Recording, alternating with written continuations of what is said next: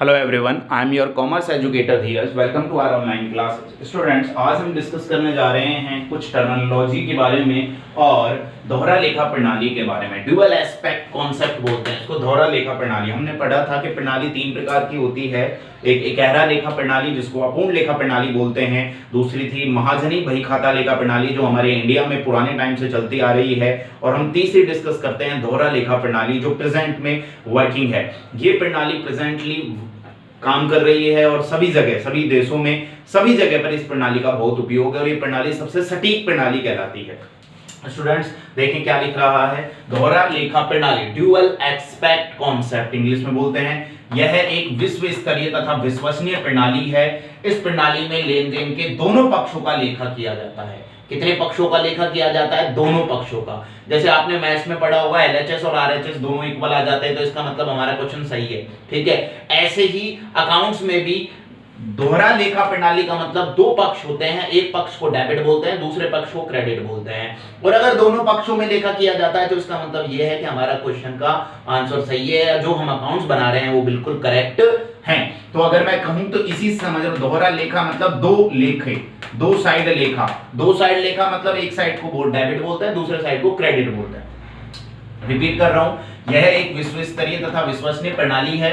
इस प्रणाली में लेन देन के दोनों पक्षों का लेखा पुस्तकों में किया जाता है, इसलिए इसे दोहरा लेखा प्रणाली कहते हैं। एक मार्क्स में कहीं भी टेस्ट में या एग्जाम्स में यह आ सकता है, इंपॉर्टेंट है, पढ़ लेना। इसमें एक पक्ष को नामे हिंदी में नामे बोलते हैं, इंग्लिश में डेबिट बोलते हैं। इसमें एक पक्ष को नामे डेबिट तथा दूसरे पक्ष को क्रेडिट जमा किया जाता है। मतलब नामे जो डेबिट वर्ड है उसको हिंदी में नामे बोला जाता है और इंग्लिश में डेबिट बोला जाता है, DEBIT। इसमें एक पक्ष को क्या बोला जाता है? डेबिट, दूसरे पक्ष को बोला जाता है क्रेडिट। अगर मैं हिंदी में बोलूं तो उसमें एक पक्ष को नामे मतलब नाम, और दूसरे पक्ष को क्रेडिट मतलब जमा किया जाता है। अगर मैं इसको शॉर्ट फॉर्म में लिखूं कि हमारे यहाँ प्रैक्टिकल में इसको किस तरीके से शो किया जाएगा, तो भी मैं आपको बता देता हूं। अगर मैं ये आपको बताना चाहूं कि हम इसको एक्चुअली में एंट्रीज में किस तरीके से लिखेंगे, इसे डेबिट और नामे दोनों का मतलब एक है, बस हिंदी और इंग्लिश वर्ड है ये। इसको लिखते हैं DR, और जो ये जमा और क्रेडिट है दोनों का मतलब एक ही है, ऑब्लिक लगा दो ज्यादा दिक्कत है तो, और इसको बोलते हैं CR शॉर्ट में। क्लियर है यहां तक? तो आप क्या समझते दोहरा लेखा प्रणाली से? दोहरा लेखा प्रणाली का मतलब ऐसी प्रणाली जिसमें दोनों पक्षों में लेखा पुस्तकों में किया जाता है, उसको दोहरा लेखा प्रणाली कहते हैं। दोहरा लेखा प्रणाली में पहला पक्ष जो होता है वो डेबिट होता है और दूसरा पक्ष जो होता है वो क्रेडिट होता है। स्टूडेंट नेक्स्ट है पॉइंट नंबर 14, दोहरा लेखा प्रणाली के सिद्धांत। स्टूडेंट्स यहाँ पर तीन सिद्धांत है और पूरा चैप्टर या पूरा अकाउंट्स पूरे इन तीन सिद्धांतों पर बेस है। सिद्धांत का मतलब होता है एक तरीके से नियम कि किन के आधार पर एंट्रीज की जाएंगी। ये तीन नियम, ये 3 नियम्स बहुत इंपॉर्टेंट है, और ये अगर जिस बच्चे को आ गए ये समझ लेना उसको जर्नल एंट्रीज आ गई और अकाउंट्स की जो बेसिक नॉलेज है वो आ गई। ये 3 rules are very important rules. Students यहां से प्रैक्टिकल पोर्शन स्टार्ट होता है। अब तक जो हमने सीखा था वो थ्योरी था, इतना इंपॉर्टेंट नहीं है, लेकिन आज की क्लास उतनी ही इंपॉर्टेंट है जितनी इंपॉर्टेंट आगे की क्लासेस होंगी। ये क्लास बहुत इंपॉर्टेंट है। ठीक है, तो पॉइंट नंबर 14 देखेंगे, दोहरा लेखा प्रणाली के सिद्धांत। इसके कितने सिद्धांत है? There are 3 principles. फर्स्ट, व्यक्तिगत खातों के लिए। सेकंड, वास्तविक खातों के लिए। थर्ड, नाम मात्र के खातों के लिए। व्यक्तिगत खातों के लिए मतलब जो किसी व्यक्ति से संबंधित हो। वास्तविक खातों के लिए मतलब जो किसी वस्तु से संबंधित हो। नाम मात्र के खाते जिसको अपन इंग्लिश में नॉमिनल बोलते हैं, और इसको अवास्तविक भी बोल सकते हैं। अपन क्या बोल सकते हैं? अवास्तविक खाते। अवास्तविक खाते भी, नाम मात्र के खाते या अवास्तविक खाते भी बोल सकते हैं, जो हानि व खर्चे व लाभ व आय से संबंधित होते हैं। स्टूडेंट्स बिल्कुल इजी चीज है। यहां पर ये रूल है ना, ये रूल को ध्यान से समझ लो। वैसे मैं इसको डीपली एक्सप्लेन कराऊंगा नेक्स्ट क्लास में, बट फिलहाल इतना याद रखें। पाने वाले व्यक्ति को डेबिट करेंगे, DR मतलब डेबिट, और देने वाले व्यक्ति को CR करेंगे। वास्तविक खातों का नियम क्या है? आने वाली वस्तु को DR करेंगे और जाने वाली वस्तु को CR करेंगे। नाममात्र खाते के लिए जो नियम है, जो अवास्तविक खाते के लिए नियम है, वो क्या है? हानि व खर्चे को डेबिट करेंगे, DR करो, और आय व लाभों को CR करो। सर समझ में नहीं आया, देखो वैसे मैं समझा देता हूं, वैसे मैंने बताया नेक्स्ट क्लास में डीपली एक्सप्लेन किया जाएगा। पाने वाले व्यक्ति को डीआर का मतलब यह है कि मान लो मैंने राम को 50,000 रुपए दिए तो राम पाने वाला है तो राम को डीआर करो। मान लो मैंने श्याम से 10,000 रुपए लिए तो श्याम देने वाला है तो श्याम को सीआर करो। क्लियर है? अगर आपको फिर भी समझ में नहीं आया तो आप ऐसे समझे कि आप सब्जी लेने गए हैं, आप सब्जी लेके आए हैं तो आप पाने वाले हुए तो आपको डीआर करेंगे, सब्जी देने वाला है उसको सीआर करेंगे। क्लियर है? तो ये तो पाने वाला और देने वाले का नियम, इसको विद एग्जांपल के थ्रू भी हम एक्सप्लेन करेंगे। बट फिलहाल ये याद रखें कि दोहरा लेखा प्रणाली के कितने सिद्धांत हैं। मैं आपसे पूछूं कि दोहरा लेखा प्रणाली होती क्या है तो आप बोलोगे सर यह वह प्रणाली है जिसमें लेन देन दोनों पक्षों में किया जाता है, लेखा पुस्तकों में किया जाता है और इसमें एक पक्ष को डेबिट और दूसरे पक्ष को क्रेडिट कहते हैं। मैं पूछूं इसके सिद्धांत कितने हैं तो आप बोलोगे सर इसके 3 सिद्धांत हैं, व्यक्तिगत खाते के लिए, वास्तविक खातों के लिए और नाममात्र के खातों के लिए। व्यक्तिगत खाते का मतलब है जो किसी व्यक्ति से संबंधित है, जैसे Ram, Shyam, Mohan, Suresh, ICICI bank, IDFC bank, ठीक है, ये व्यक्ति से संबंधित है। इसमें पाने वाले व्यक्ति को डेबिट करो, देने वाले व्यक्ति को क्रेडिट करो। वास्तविक मतलब जो किसी वस्तु से संबंधित है, जैसे उदाहरण के तौर पर नगद है, नगद में आपने माल खरीदा तो नगद एक क्या है, वस्तु है, फर्नीचर हुआ वस्तु है, तो आने वाली वस्तु को डेबिट करो और जाने वाली वस्तु को क्रेडिट करो। ये नियम इसका है, आने वाली वस्तु को डेबिट करो और जाने वाली वस्तु को क्रेडिट करो। आने वाली वस्तु को डेबिट, जो वस्तु आती है उसको डेबिट करो, जो वस्तु जाती है उसको क्रेडिट करो। फॉर एग्जाम्पल आपने फर्नीचर खरीदा तो फर्नीचर आया या गया, आया, खरीदा तो आया ना। और जो बात है मार्केट जाओगे सब्जी लेके आओगे तो सब्जी आई ना, तो सब्जियों को कर दो डेबिट। क्लियर है यहां तक? जाने वाली वस्तु का क्या मतलब है, मान लो आपकी सब्जी की दुकान है और आपने सब्जी बेची तो सब्जी गई ना, तो जाने वाली वस्तु को क्रेडिट कर दो। आने वाली वस्तु डेबिट और जाने वाली वस्तु क्रेडिट। मैंने बताया है इसको विद एग्जांपल के थ्रू मैं प्रैक्टिकली समझाऊंगा। अभी आपको सर क्या याद रखना है स्टूडेंट्स?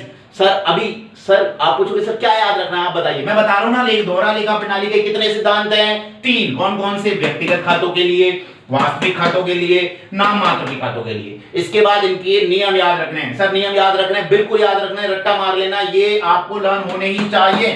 नेक्स्ट क्लास में जिस स्टूडेंट को ये लर्न नहीं है उसको आगे नहीं समझ में आएगा, तो ये 3 रूल्स याद रखने। सर याद करने का मतलब ये है कि सिद्धांत 3 होते हैं। कौन से? व्यक्तिगत, वास्तविक और नाम मात्र। व्यक्तिगत का नियम क्या है?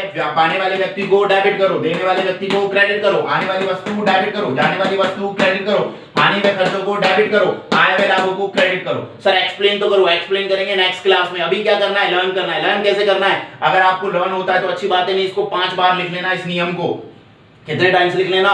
5 टाइम्स। एक बार यहां लिख दिया, फिर रिपीट करके यहां लिख दिया, फिर रिपीट करके यहां लिख दिया, फिर रिपीट करके यहां लिख दिया। 5 टाइम्स जब इसी नियम को आप लिखोगे तो आपको ये लर्न हो जाएगा। इस बात की मेरी गारंटी है, ट्राई करके देख लेना। पाने वाले व्यक्ति को डेबिट करो, देने वाले व्यक्ति को क्रेडिट करो, आने वाली वस्तु को डेबिट करो, जाने वाली वस्तु को क्रेडिट करो, हानि व खर्चों को डेबिट करो, आय व लाभों को क्रेडिट करो। मैं समझा चुका हूं। पाने वाले व्यक्ति से मतलब है राम, श्याम, मोहन, सुरेश। जाने वाले व्यक्ति से मतलब है राम, श्याम, मोहन, सुरेश। आने वाली वस्तु का मतलब है फर्नीचर, मशीन, प्लांट, बिल्डिंग, सब्जियां, दूध, चीनी, नमक वगैरह, ये आने वाली वस्तु और जाने वाली वस्तु। हानि व खर्चे का मतलब है लॉस एंड एक्सपेंसेस, एंड आय व लाभ का मतलब इनकम एंड प्रॉफिट्स को क्रेडिट करो। याद क्या करना है सर? ये याद करना है, इसकी डेफिनेशन याद करनी है, सिद्धांत 3 होते हैं, तीनों के नियम याद रखने हैं, ये याद करना जरूरी है, कल की क्लास में जरूरी है भाई, जरूरी है। समझ में आ गया स्टूडेंट? जिसको याद हो जाएगा उसको समझ में आ जाएगा। Simple and sober. आगे की बात करते हैं, लेखांकन की आधारभूत शब्दावली। देखो ये शब्दावलियां मैं सिर्फ इसलिए बता रहा हूं ताकि आपको समझ में आए कि कॉमर्स जो अपन पढ़ रहे हैं उसमें सब्जेक्ट जो हम अकाउंटेंसी पढ़ रहे हैं उसमें ये वर्ड बहुत बार आएंगे, तो इन वर्ड को आएंगे तब समझें या उससे पहले समझें? उससे पहले समझो। पहले समझोगे अच्छा समझ में आएगा, अच्छा समझ में आएगा तो चीजें क्लियर होंगी। ठीक है, मेहनत करना आपके हाथ में है, एफर्ट्स लगाना आपके हाथ में है, गाइडेंस करने का काम मेरा है। मैं आपको गाइड करूंगा, आपको उसको फॉलो करना है। जो मेरे अकॉर्डिंग वर्क करता जाएगा उसको यहां पर अकाउंटेंसी में कोई प्रॉब्लम नहीं आएगी। जो स्टूडेंट आज के काम को कल के लिए पोस्टपोन करेगा, कल के काम को परसों के लिए पोस्टपोन करेगा, उसके लिए नेक्स्ट डे पोस्टपोन करेगा, वो अपनी लाइफ में कभी सर्वाइव नहीं कर पाएगा। अकाउंटेंसी में डेली वर्क को कंप्लीट करना इतना ही जरूरी है जितना जरूरी हमारे लिए खाना खाना है। क्लियर है? जो स्टूडेंट डेली वर्क को करता रहेगा, नोट करता रहेगा कॉपी में। मैं रोज ये नहीं बताऊंगा कि ये बोर्ड पे जो लिख रहा है वो आपको नोट करना है कॉपी में, और उसकी बात है जो भी मैंने यहां लिख दिया उसको नोट करना है। उसको नोट करने के बाद उसको बैग में नहीं डालना है, उसको क्या करना है, उसको लर्न करना है। लर्न करने के लिए मैं रोज नहीं कहूंगा, आज कह दिया तो इसका मतलब नहीं है हर क्लास में मैं 2 मिनट का ये आपको ज्ञान दूंगा कि आपको नोट करना है। जिस स्टूडेंट को अकाउंटेंसी में अच्छे मार्क्स चाहिए, अच्छी नॉलेज चाहिए, उसको रेगुलरली बेसिस पर पूरे वीडियो को अच्छे से सुनना है, उसके बाद उस पूरे वीडियो को नोट करना है, उसको नोट कर वीडियो को मतलब पेज को नोट करना है, नोट करने के बाद उसको लर्न करना है। जिस स्टूडेंट ने अपने अकाउंटेंसी सब्जेक्ट के लिए पर डे का 1.5 आवर, 1.5 घंटा से 2 घंटा, 1 and 2 आवर्स के बिटवीन अगर दे दिया, मैक्सिमम आप 2 घंटे दे दो काफी है, 1 घंटा मिनिमम, कम से कम 1 से 2 घंटे के बीच में जिस स्टूडेंट ने भी इस सब्जेक्ट को दे दिया, वो समझ लेना इस सब्जेक्ट में अच्छे मार्क्स और अच्छी नॉलेज गेन करेगा।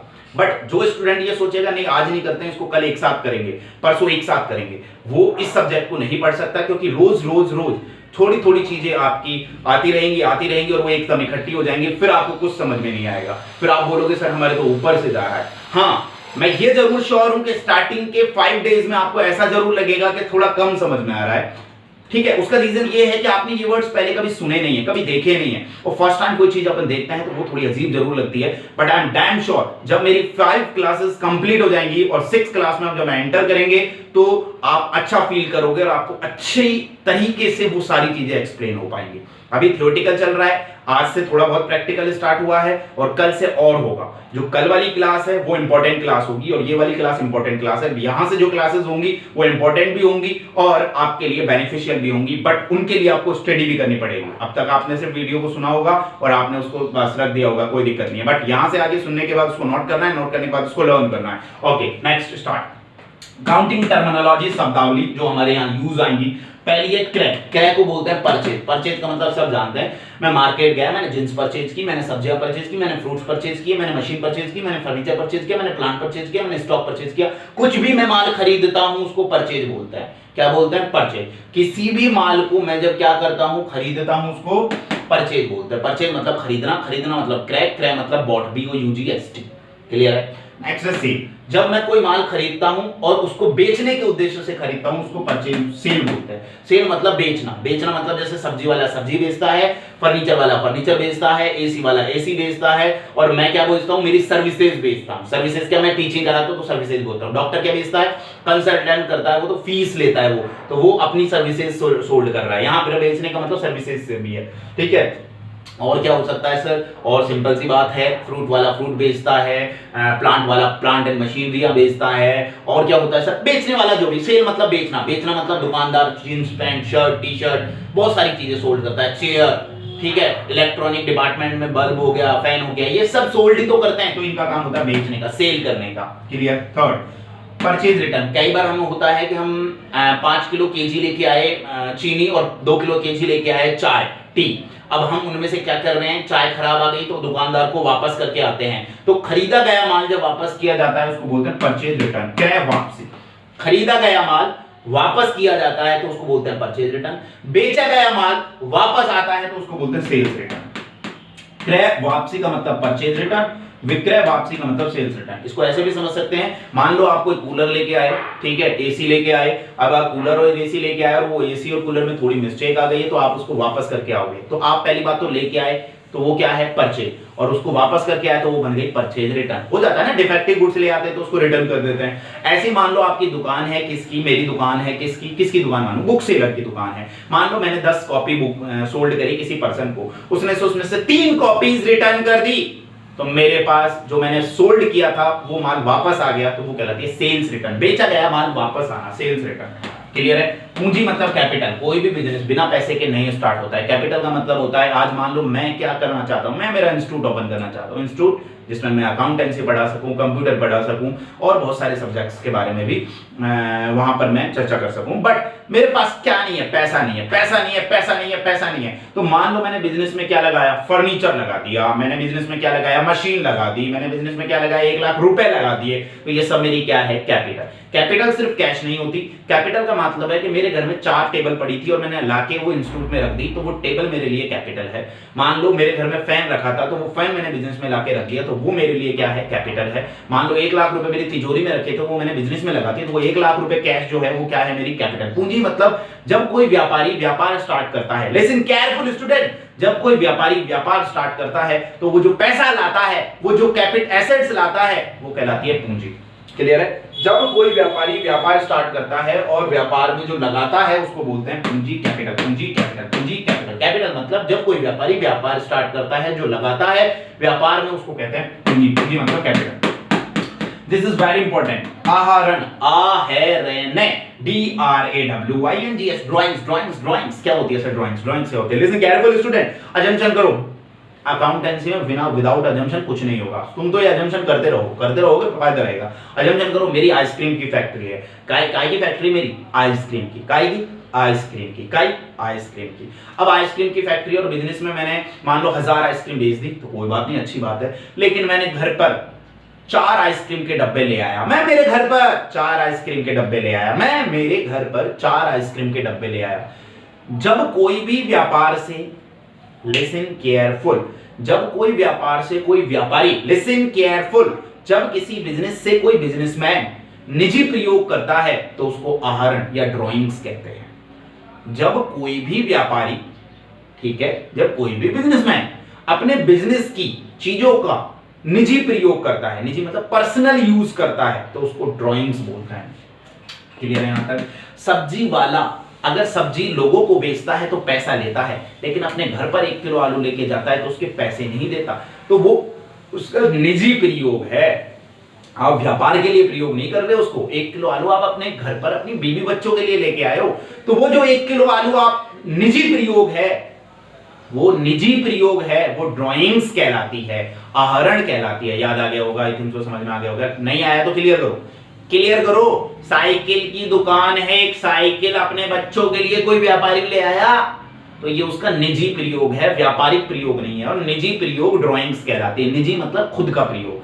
खुद का प्रयोग अपनी बहन को दे दिया, अपने भाई को दे दिया, अपने भतीजे को दे दिया, अपने बेटे को दे दिया, मम्मी को दे दिया, पापा को दे दिया, डजंट मैटर। क्या वो व्यापार, दोस्त को दे दिया, डजंट मैटर, वो ड्राइंग्स है। अगर वो व्यापार के लिए प्रयोग नहीं आई है तो वो ड्राइंग्स है। अगर वो व्यापार के लिए प्रयोग नहीं आई है और वो निजी प्रयोग आई है तो वो ड्राइंग्स है। क्या है वो? ड्राइंग्स है। क्या है वो? ड्राइंग्स है। ड्राइंग्स क्या है? जी निजी प्रयोग के लिए व्यापारी व्यापार से कोई वस्तु या पैसे निकालता है तो वो ड्राइंग्स है। ड्राइंग्स है। क्लियर है? एक बार और ले लेते हैं। मेरे बिजनेस में गल्ले में 1 लाख रुपए लगे हैं और गल्ले में से 10,000 रुपए निकाल के मैंने मेरी जेब में डाल लिए, और वो जो 10,000 रुपए मैंने मेरी जेब में डाले वो निजी प्रयोग है, वो ड्राइंग्स है। वो निजी प्रयोग है, वो ड्राइंग्स है, आहरण है। निजी प्रयोग क्योंकि मैंने मेरी जेब में डाल लिया, वो मैं मेरे पर्सनल यूज कर रहा हूं। मेरे बिजनेस में 10 कारें हैं, मेरे बिजनेस की 10 कारें हैं, उनमें से एक कार मैंने मेरे बेटे को दे दी कि बेटा चला मजे कर, मजे कर, तो वो ड्राइंग्स है, निजी प्रयोग है, ड्राइंग्स है। नेक्स्ट, एसेट्स, संपत्तियां। देखो स्टूडेंट, इसको बहुत इजी तरीके से समझना। आप घर में रहते हो, बिल्कुल रहते हैं सर। आप घर में रहते हो तो आपके घर में क्या है सर? एसी है। अच्छा, वेरी गुड। फैन है। अच्छा, फैन भी है, गुड। बल्ब है, टेबल है, चेयर है, सोफा है, टीवी है ना? टीवी है ना सबके। बेड है, हाउस है, घर ही में। सर घर में ही तो रहेंगे, झोपड़पट्टी में थोड़ी रहेंगे, झोपड़पट्टी में थोड़ी एसी बनाएंगे, एसी रखेंगे, झोपड़पट्टी में एसी थोड़ी चलाओगे, नहीं चलाओगे ना। तो ये सारी चीजें आपके पास है कि नहीं है? ये आपकी क्या है सर? ये हमारी संपत्ति है। हमारे पिताजी ने ये कमा के हमें लाके दिया, ये हमारी संपत्ति है, एसेट्स हैं। क्या है? संपत्ति है, एसेट्स हैं। यही तो है एसेट्स। कहते ना कि तेरे पास क्या है? मेरे पास माँ है। तो तेरे पास क्या है? मेरे पास क्या है? मेरे पास घर है, गाड़ी है, एसी है, टीवी है, फ्रिज है। क्या है तेरे पास? ये संपत्ति है, एसेट्स है। संपत्ति है, एसेट्स है। समझ में आ गया? आ गया समझ में? मेरे पास 4 प्लॉट पड़े, एसेट्स है। 4 फैन पड़े, एसेट्स है। 4 टीवी पड़ी है, एसेट्स है। 4 हेलमेट पड़े, एसेट्स है। 4 टेबल पड़ी है, एसेट्स है। 4 सोफा सेट, एसेट्स है। क्लियर है? एसेट्स है। क्लियर है? एसेट्स है। समझ में आ गया? संपत्ति है। संपत्ति है ना? है ना? ये है आपके घर की संपत्तियां। ऐसे ही व्यापार में भी तो संपत्ति होती है। हाँ सर, होती है व्यापार में संपत्ति। सर एक्सप्लेन करो। एक्सप्लेन कर रहे हैं। मैं ज्यादा बड़ा बिजनेस की तो बात ही नहीं करता, हम बात करते हैं हमारे स्कूल की। हमारी स्कूल भी तो एक तरीके से व्यापार है। अब उस स्कूल में भी तो बहुत सी चीजें काम आती हैं। अब स्कूल में संपत्ति क्या है? कहते हैं ना, बोलते हैं ना सर, बार बार आपने सुना होगा, माइक में से आवाज आती है या लिखा होता है कहीं ना कहीं बोर्ड पर, इधर उधर लिखा होता है, अध्यापक दीपक की तरह है, वो खुद जलकर दूसरों को, ऐसे लिखा होता है। ऐसे एक लाइन और लिखी होती है कि स्कूल की संपत्ति को हानि ना पहुंचाएं। नहीं तो अपनी डायरी में देख लेना, कहीं ना कहीं तो मिलेगा। स्कूल की संपत्ति को हानि ना पहुंचाए, तो सर स्कूल की संपत्ति क्या है? अरे भैया तुम हानि किसको पहुंचाते हो?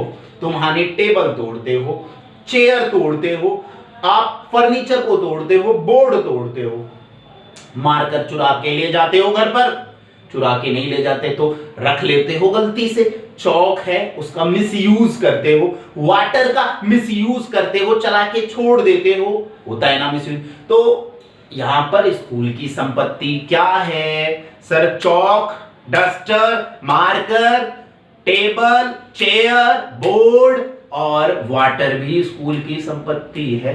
बल्ब, ट्यूबलाइट फोड़ देते हो तो ये भी स्कूल की संपत्ति है।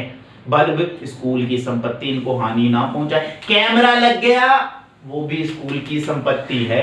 तो ये स्कूल की संपत्तियां हैं, बिजनेस की संपत्तियां हैं। इन संपत्तियों को 4 भागों में बांटा गया है। कितने टाइप्स में? 4।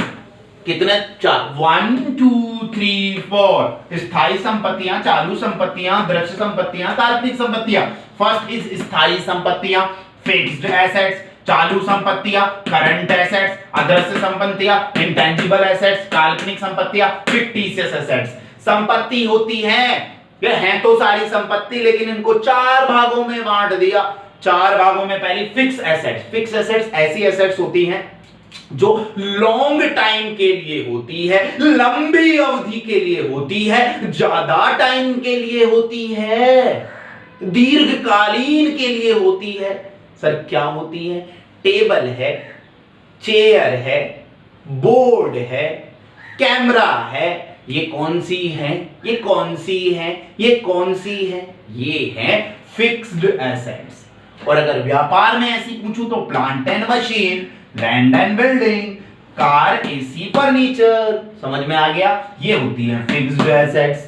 करंट एसेट्स कौन सी होती हैं? ऐसी संपत्ति जो 1 साल के भीतर कैश में कन्वर्ट हो जाती है, जिसमें कैश में कन्वर्ट हो जाती है, वो करंट एसेट्स है। जैसे स्टॉक, डेटर, बीआर और cash. Clear? Intangible assets. Intangible assets का मतलब समझो जिसको हम देख नहीं सकते, छू नहीं सकते, लेकिन वो बिजनेस की संपत्ति है, व्यापार की संपत्ति है, लेकिन वो भी एक संपत्ति है। सर क्या? बेटा गुडविल, आपकी स्कूल की गुडविल, जिसको आप बाहर जाके दंगा करते हो, आप कोई भी रॉन्ग एक्टिविटीज करते हो और आपसे कोई ये पूछता है कि आप किस स्कूल को बिलोंग करते हो, किस विद्यालय को बिलोंग करते हो, और जब उनको ये पता चलता है कि ऐसे नालायक बच्चे इस विद्यालय में पढ़ रहे हैं, तो उस विद्यालय की गुडविल खराब होती है। और उस गुडविल का मतलब क्या है? आप उस संपत्ति को हानि पहुंचा रहे हो। संपत्ति का मतलब सिर्फ फर्नीचर तोड़ना नहीं होता है। अगर आप कोई रॉन्ग एक्टिविटी बाहर जाकर करते हो और उस कंडीशन में आप किसी को पता चलता है कि आप किस स्कूल को बिलोंग करते हो, तो वो एक इंटेंजिबल एसेट्स है स्कूल की, जो आप खराब कर रहे हो। आपको पता लगा? आप जो बोर्ड पर, वहां पर कई बार लिखा होता है दीवारों पर कि स्कूल की संपत्तियों को हानि ना पहुंचाएं, उसका मतलब सिर्फ फर्नीचर नहीं होता, उसका मतलब आपका व्यवहार भी होता है। वो व्यवहार आपका अगर गलत है तो आपसे यही कहते हैं कि आप किस स्कूल में पढ़ते हो, जो आप इस तरह के व्यक्ति हो, तो वहां स्कूल की संपत्ति को भी आप हानि पहुंचा रहे हो। तो अब समझ में आया कि व्यापार में सिर्फ जो दिखता है वही नहीं होता, जो नहीं दिखता वो भी होता है। तो अदृश्य संपत्ति में गुडविल, पेटेंट, कॉपीराइट, इनको एक्सप्लेन भी करेंगे, लेकिन बाद में। मैंने गुडविल को ही किया है ताकि आपको इंटेंजिबल का पता लगे। पेटेंट का मतलब वैसे मैं बता देता हूं, जब भी आप, जैसे मैं बहुत रिसेंटली एग्जांपल लेता हूं, कोविड-19 में आपने सुना होगा टीका आएगा। आपने तो इंग्लिश में सुना होगा क्या? कि इसकी वैक्सीन आएगी, वैक्सीन आएगी, वैक्सीन हिंदी में बोलते हैं टीका। उसका टीका आएगा, वो टीका लगने के बाद वो किसी को नहीं होता है वायरस। अब वो टीका है, वो टीका मान लो मैंने बना लिया, मान लो, मानने में क्या जाता है, अगर मैंने बना लिया और बनाने के बाद उसको बेचने लग गया और मैंने उसका पेटेंट नहीं करवाया। पेटेंट का मतलब मैंने ये नहीं लिखवाया कि ये टीका मैंने बनाया है, 20 साल तक मैं ही इसका उपयोग करूंगा और मेरे ही द्वारा इसको बनाया जाएगा या मेरे द्वारा किसी व्यक्ति के द्वारा बनाया जाएगा। अगर मैं ये करवा लेता हूं तो ये पेटेंट होता है, मैं ये नहीं करवाता हूं तो मेरे जो रिसर्च है उस रिसर्च को कोई भी चुरा लेगा और वो खुद बनाने लग जाएगा और मैं उसको रोक नहीं सकता लीगली। तो पेटेंट का मतलब क्या होता है? पेटेंट का मतलब होता है आप ऐसा करवा दे कि ये मेरा टीका है और मैं इसको यूज करूंगा, मेरे द्वारा ऑथराइज पर्सन उसको यूज करेगा, तब फिर वो मेरा ही अधिकार रहेगा, वो पेटेंट कहलाता है। कॉपीराइट का मतलब होता है जहां पर मेरा राइट हो जाए, मतलब कॉपीराइट का मतलब है जैसे बुक पर कॉपीराइट होता है ना कि ये आर के शर्मा की बुक है, ये डी के शर्मा की बुक है, तो वो कॉपीराइट होता है। फिक्टिशियस एसेट्स, काल्पनिक संपत्तियां, ऐसी संपत्तियां जो ये काल्पनिक होती है, एक्चुअली में ये संपत्ति तो नहीं होती है लेकिन ये काल्पनिक रूप से होती है, खर्चे होते हैं एक तरीके से संपत्तियों पर, पेमेंट एक्सपेंसेस, अंडरराइटिंग कमीशन और discount on issue of share and debenture. आज हमने आपको कुछ टर्मिनोलॉजी के बारे में बताया है और हमने आपको 6 टर्मिनोलॉजी के बारे में डिस्कस किया है। चलो जी, आगे भी हम डिस्कस करेंगे कुछ टर्मिनोलॉजी के बारे में। यहां तक कोई डाउट हो तो कंसल्ट कर लेना, ठीक है स्टूडेंट्स। और एक चीज, कभी भी किसी स्टूडेंट को कोई भी प्रॉब्लम हो किसी भी टॉपिक से रिलेटेड जिसमें उसको रिवीजन चाहिए, तो ये मैं मेरे कांटेक्ट डिटेल आपको दे रहा हूं। ये सिर्फ उन्हीं स्टूडेंट्स के लिए है जिनको कोई पूछना हो अपने सिलेबस के बारे में, सब्जेक्ट के बारे में, फ्यूचर के बारे में कोई नॉलेज चाहिए हो, क्योंकि आपको नहीं पता चल रहा होगा कि क्या सही है क्या गलत है, कोई भी टॉपिक से रिलेटेड कोई भी आपको इंफॉर्मेशन चाहिए, तो ये मेरे कांटेक्ट डिटेल हैं। आप यहां पर कॉल करके, फालतू के कॉल कोई ना करे, इस नंबर पर कॉल करें और अपनी प्रॉब्लम को डिस्कस करें। सिर्फ प्रॉब्लम डिस्कस के लिए ये कॉल है, ठीक है स्टूडेंट। 7062211358 इस नंबर पर कॉल करके अपनी प्रॉब्लम के बारे में डिस्कस कर लें, जो आपको पूछना है वो पूछ लें, ठीक है। अब हम आगे डिस्कस करते हैं, आगे हमारे क्या है। चलो आप यहां तक का एक बार देख लो, कोई डाउट हो तो कंसल्ट कर लो।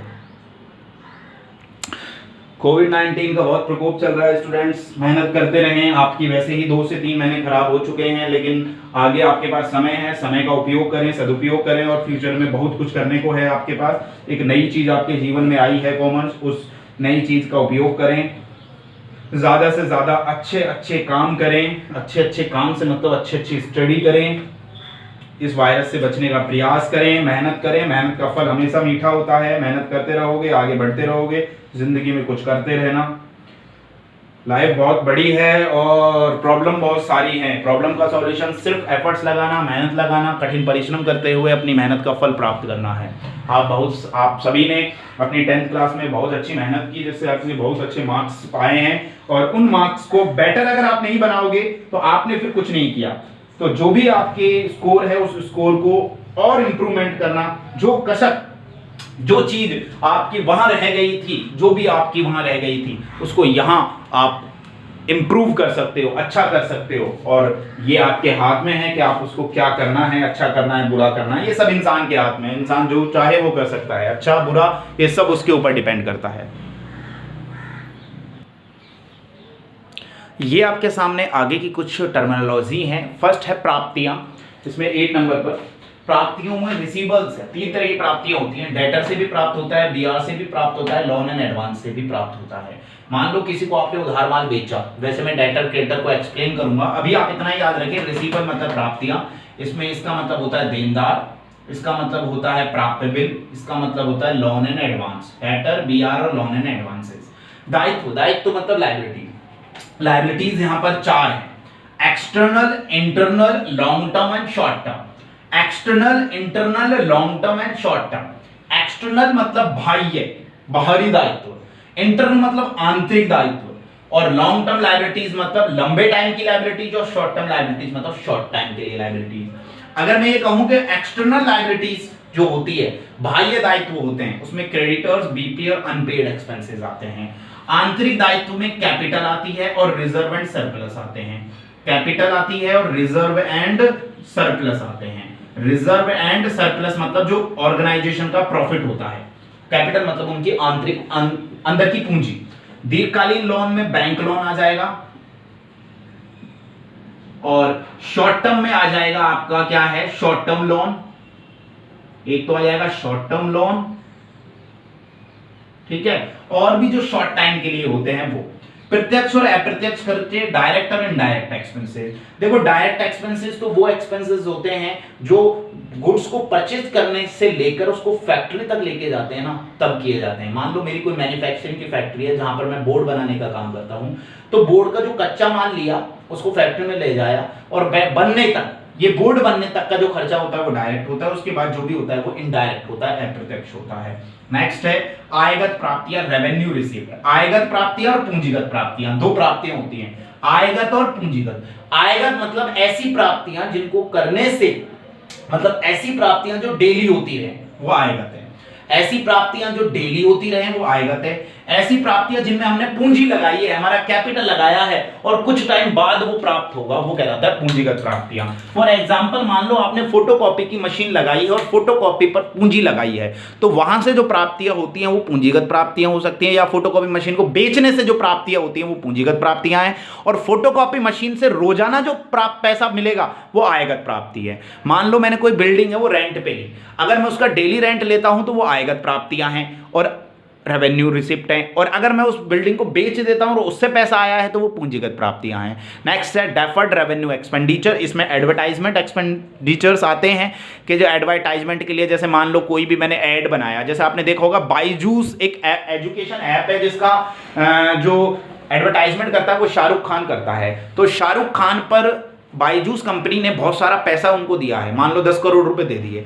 अब क्या वो 10 करोड़ रुपए कौन सी एक्सपेंसेस है कंपनी के, वो है डेफर्ड रेवेन्यू एक्सपेंडिचर, स्थगित आयगत व्यय, क्योंकि ये एक साथ तो दिए हैं 10 करोड़, लेकिन ये एक टाइम के लिए नहीं दिए, वो 5 साल या 10 साल या 2 साल जितना भी टाइम उनकी ड्यूरेशन है, एग्रीमेंट है, उतने टाइम तक उनका ऐड करेगा और उसके बदले में उनको पैसे वो मिले हैं। मान लो 5 साल का एग्रीमेंट है तो 5 साल तक बाईजूस का ऐड करेगा कौन, शाहरुख खान, और 5 साल तक वो जब ऐड करेगा तब उसको 10 करोड़ मिलेंगे। तो ये जो है ये कहलाता है डेफर्ड रेवेन्यू एक्सपेंसेस या स्थगित आयगत व्यय। आई होप स्टूडेंट्स ये टर्मिनोलॉजी आपको क्लियर हुई होंगी। Tomorrow will be discuss on journal entry. Thank you so much students.